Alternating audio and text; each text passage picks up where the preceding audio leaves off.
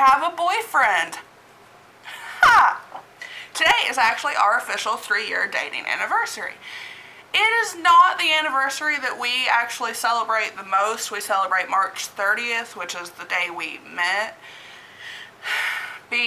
Starting out as a long distance relationship is a little bit weird. Our official day he asked me out, to me, isn't as important as the day that we actually met and started talking and this whole thing started.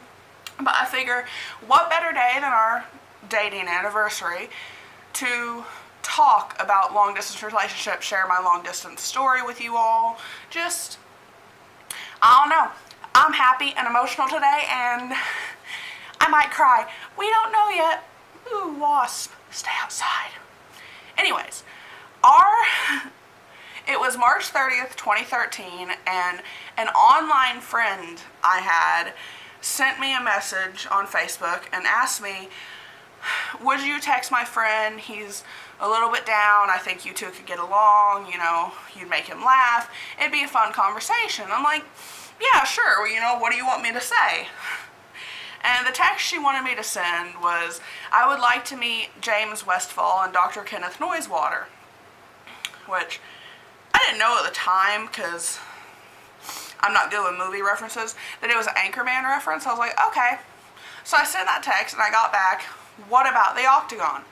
And for those of you that don't live under a rock and have seen Anchorman and actually remember it, that's in reference to a man's junk. And really, that describes most of our relationship. We're mature, I swear. That night, I wasn't expecting anything beyond that night. I thought it'd be just entertaining for the night. It's something to do. We ended up having conversations that were incredibly out there. I had never formed a friendship so fast as I did with Bruce, who is subscribed. So hi honey, I'm talking about you. I love you. Don't kill me. And it was so strange because we talked about stuff that was really out there that I'm not going to divulge because you people might think we're horrible people, and that's okay. We were pretty messed up with our sense of humor that night. And at the end of the night, he was going to bed, and he asked me if he could talk to me again in the morning. And holy crap, that threw me for a loop because I had never had some person be so polite and actually ask my permission to contact me again the next day. And it's different. It's not like someone just asked for your number so they could call you another time. We had each other's number. We had talked for hours at that point. And before going to bed, he told me goodnight and asked me if he could talk to me again in the morning. And it's like, yeah, that's cool. You're a cool person. I've enjoyed our conversation. Sure.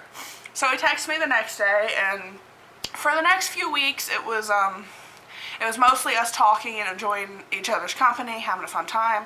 Neither of us went into this looking for a relationship. It was just someone new to talk to. It was entertainment for us. I believe we had both been at a real weird point in our lives. I don't want to talk about Bruce's end of it because that's invasive of his privacy, but on mine, I'd gotten pretty lonely. I was in a period of depression. It was nice to have someone to talk to, that he was a new person, he wasn't judging me. It was just all fun and happy. And then a few weeks in, we tried to take a day where we didn't talk to each other because we'd both realized that there was some feelings developing there, and he was 500 something miles away. He was over 500 miles away from me. I was in Missouri. He was in the mountains of North Carolina, and it was getting a little bit too real. He had some stuff to work out personally.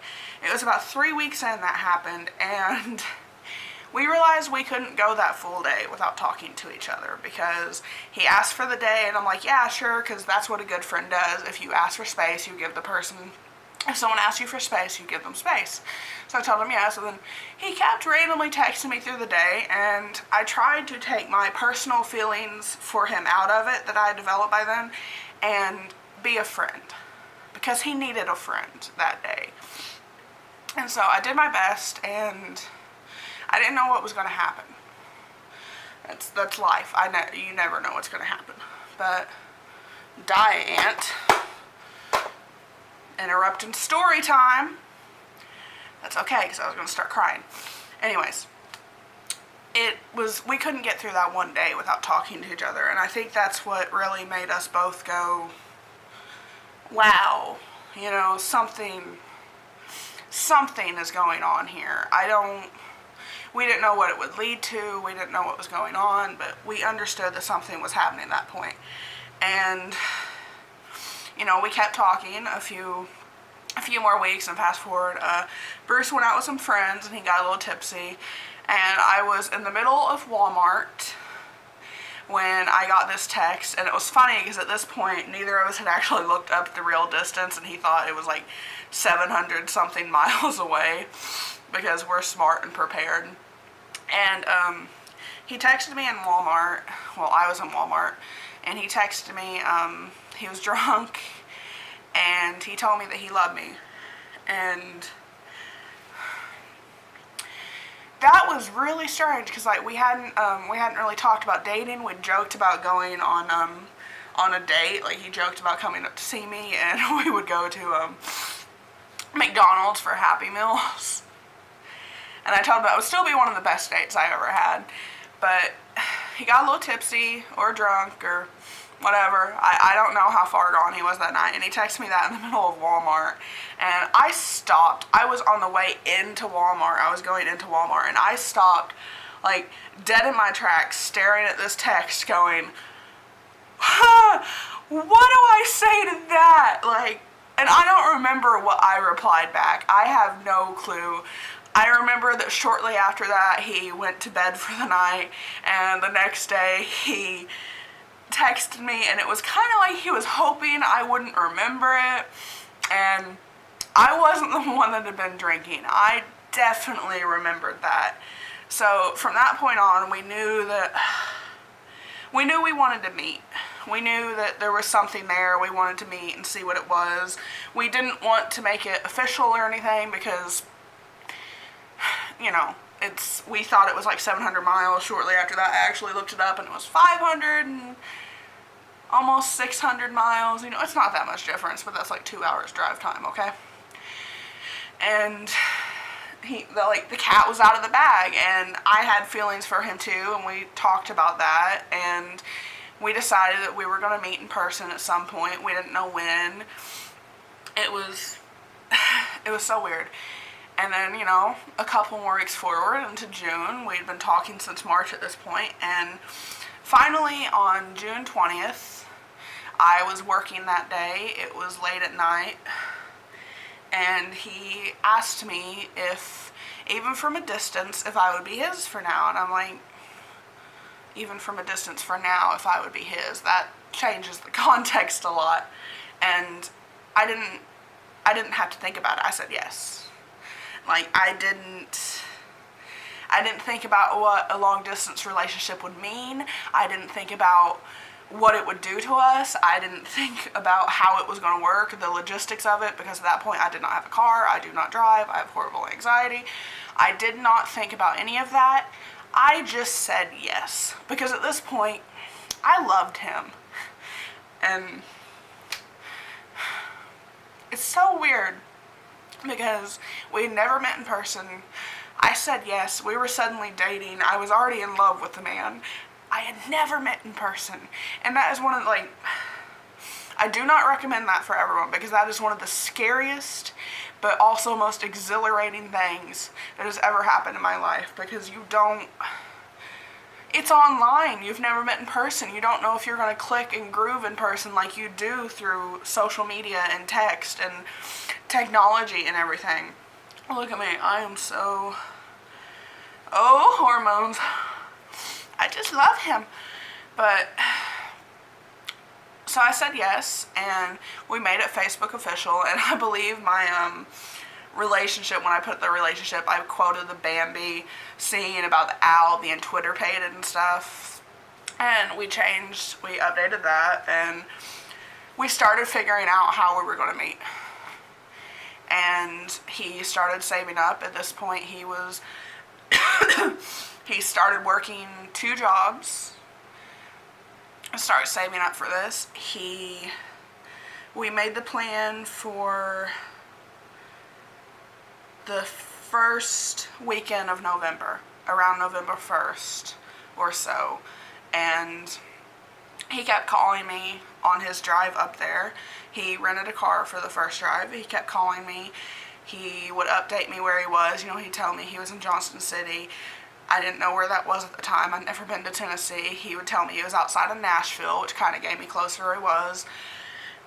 It started getting more real when he called me, and he was like, I'm somewhere called Paducah, Kentucky, and I'm like, that's like 3 hours away. I know exactly where you are. And then he would call me, and he was in Anna, and that was only an hour away, and then suddenly he was in Cape Girardeau, which was about 20 minutes away. He called me a final time as he was... I was at the time living in a place called Lakeview Acres on Linden, and he called me as he was turning on to Linden, and I was panicking. Oh my God, it had been real up until that point, but it hadn't been. I could see his car. I could see him coming down the street. And it was suddenly so real, and when he pulled into the driveway, I hung up the phone, and the very first thing I get to hear this man say in person, when he gets out of the car, is, "Bitch hung up on me." And it was followed quickly by my name, and my name has never meant so much to me as when he said it. And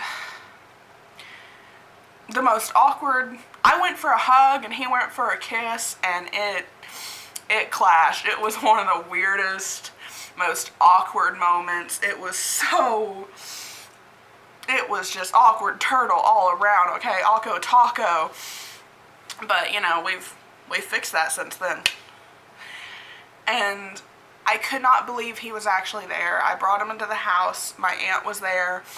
He actually started talking with my aunt because I was shell-shocked in a way. I couldn't talk. I was like giddy. I was just so many emotions, and it was suddenly real. And I ended up turning my phone off because someone else was texting me and making the moment just a little less pure.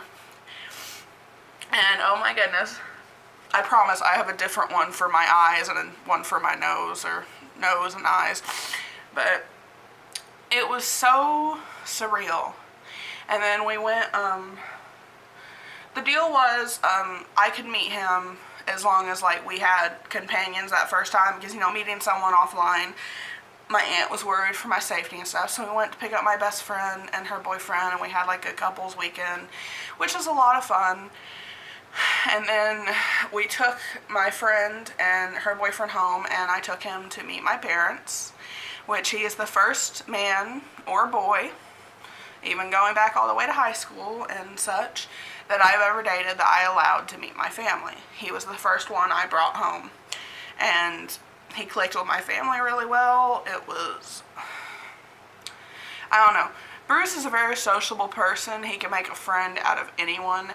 I am not that person, so this is really surreal for me, and for him it's just like a regular Tuesday. He'll talk to anyone. But then, the 3 days came to an end, and he had to go.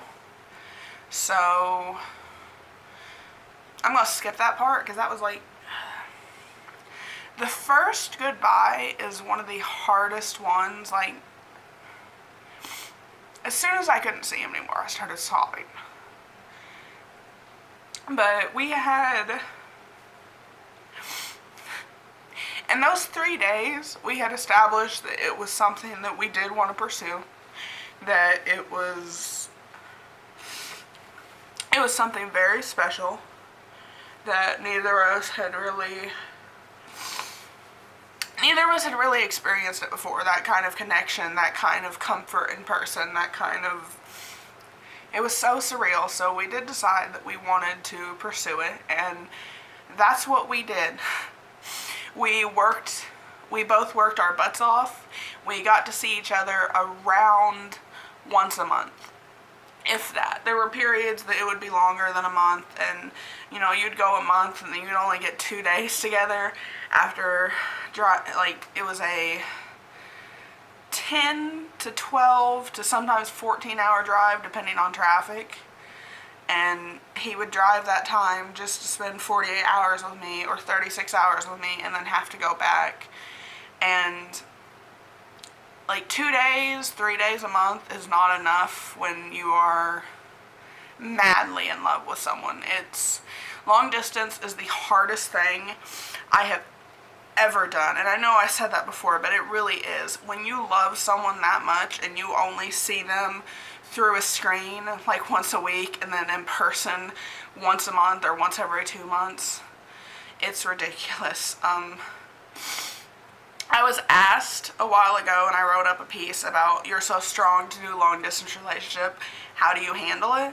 And well, first, believe me, I did not go looking for a long distance relationship. No one in their right mind would.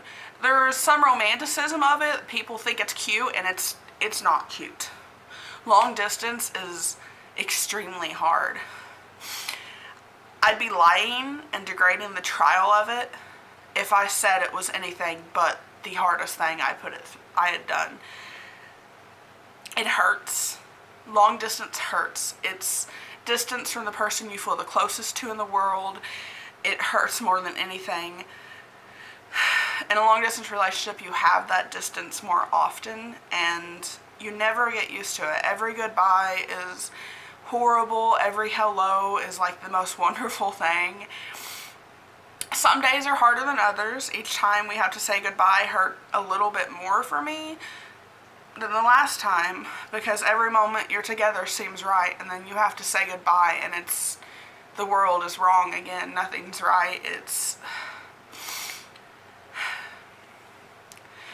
like when you're together, it's how things are supposed to be, and then when you have to say goodbye, everything gets topsy-turvy, and being physically apart is wrong.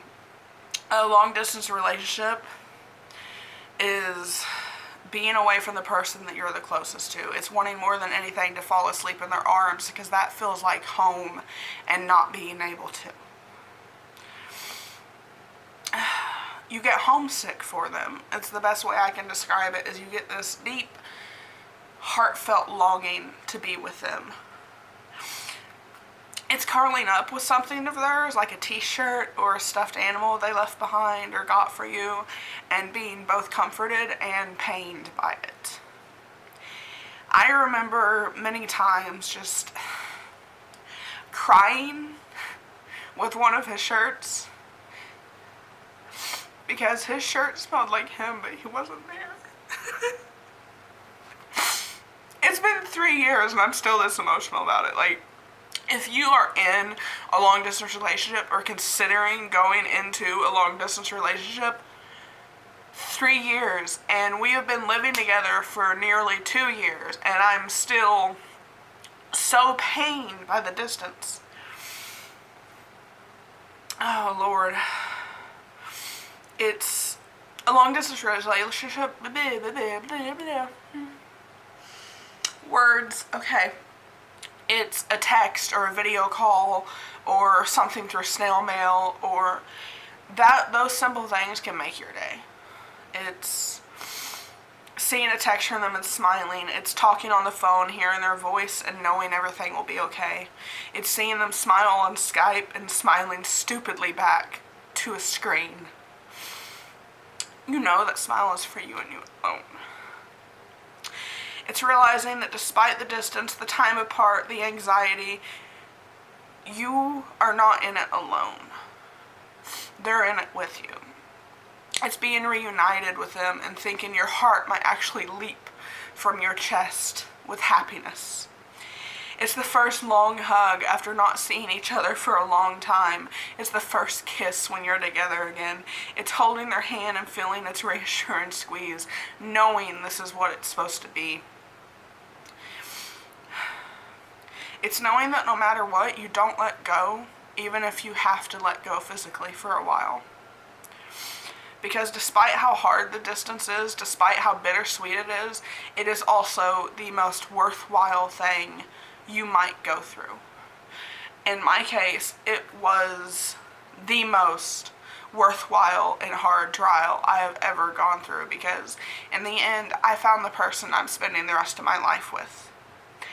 In the end, it's hard, it's extremely emotional, and I know I feel emotions a lot deeper than most people, but thinking back on everything we went through to get to this point into our own apartment and our lives together, and not having to say goodbye,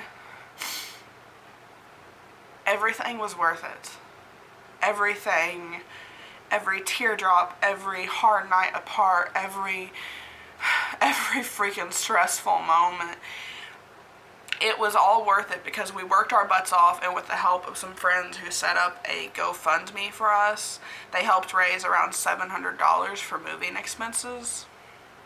And God bless them, because without that, we would not have been able to make the move as quickly as we did. And when Bruce moved, we had been together in person for roughly a month. Like, between all the visits that we did over that year and a half or so, we had been together for about 30 days in person. So that was a huge risk. It was even a bigger risk than us meeting in person the first time, because he was moving and we had only been together in person for about 6 days is the longest span we were together in person. And we didn't know what was going to happen. We decided to risk it. We moved in with family members who were helping us out, and we were with them for about a year before we got a deposit and everything we needed to move saved up, and he found the job that he's at now. And again, like, bless our friends that helped us, my family that helped us, his family that's helped us.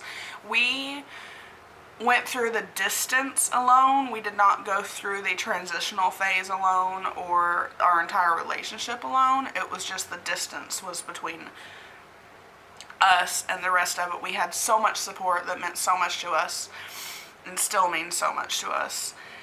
But if you are going to enter into a long distance relationship, please realize that it's not cute. It's not just smiling and talking on video chat. It's pulling at your heartstrings every day. It's missing them more than you've ever missed anything. It's wanting nothing more than to just curl up with them at the end of a long day and only having your phone or a computer there.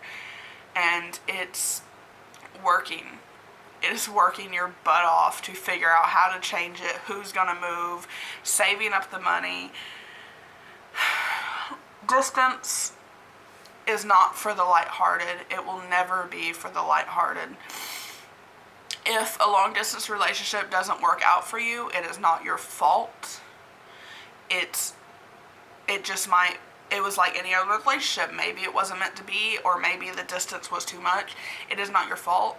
My happy ending is not typical with long distance, and I'm glad we're in a typical couple, because my life without Bruce was not that great. I had a lot of stuff going for me, but I was very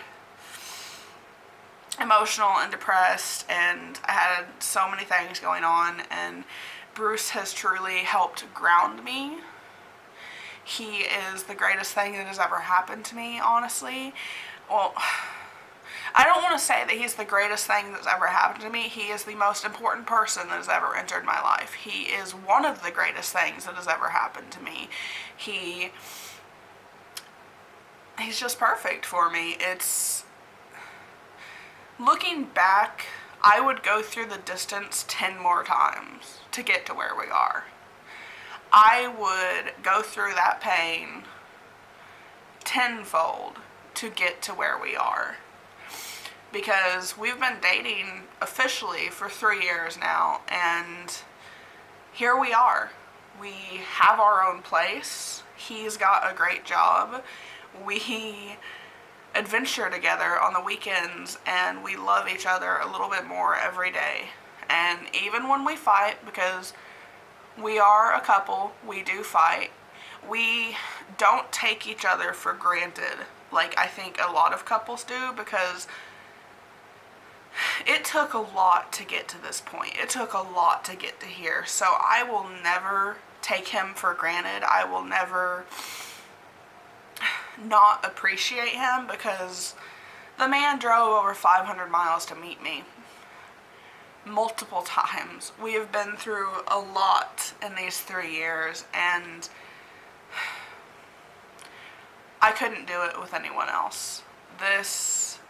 He's the only one that this would be worth it for. And because of that, because of my personal long distance story, if you feel like someone far away from you might be worth the time, man, give it a chance if you think it's worth it, because it's worked out so well for me, even through all the pain and the crying and all of it.